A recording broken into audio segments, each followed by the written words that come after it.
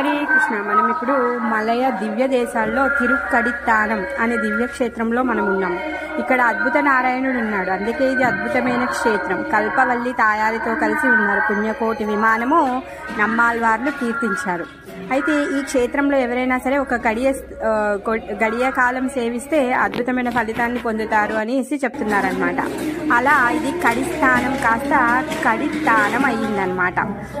అయితే ఇక్కడ పూర్వం ఒక రాజు ఉండేవాడు. రాజు పేరు రుక్మాంగదుడు. అయితే ఈ రుక్మాంగదుడు చాలా ధర్మపరనిష్ట కలిగినటువంటి రాజు. ఆ రాజు ఆయనని పరీక్షించడానికి నారదుడు వచ్చాడనమాట.